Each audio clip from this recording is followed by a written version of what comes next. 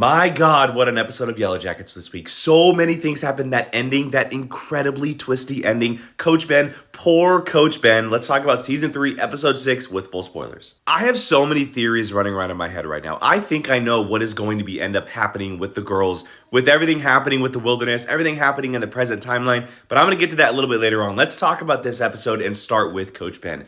I feel so bad for the guy.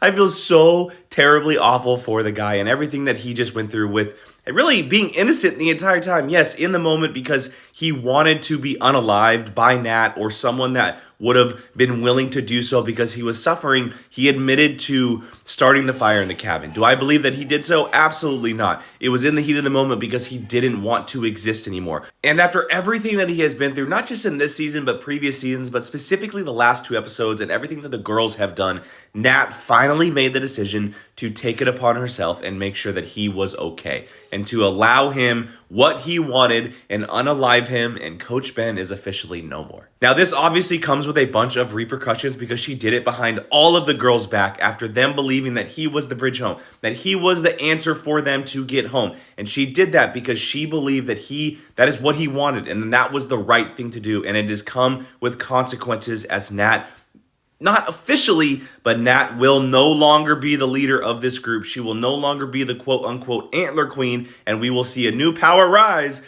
and that new power is Shauna. Now, will that last long? I don't know, but I do believe that in the next few episodes, we're actually going to see a fraction in the group. I think that the 2 tribes are coming much sooner than we think they are. I think by the end of the season, we will see 2 tribes formed, one led by Shauna and one led by Nat. And I say that because we are getting a hell of a lot closer to this. The images we have seen throughout the series so far of the eventual tribes where they are wearing masks. We have the Antler Queen. They are going through all of the ritualistic things that we have heard of in this show. We are getting so incredibly close to it, even so that we got the masks that we see in this image in this episode. But let's get to the heart of this episode, the main plot point of this episode, this tape that Shauna was sent earlier in the season, something that has been looming over every question we've been asking. We have been wondering about this tape, and we finally have our answer, and it might be related to everything that happened in the past. When Shauna, Ty, and Van ended up listening to the DTAP tape in the present timeline, they were in their car, they put it in the recorder,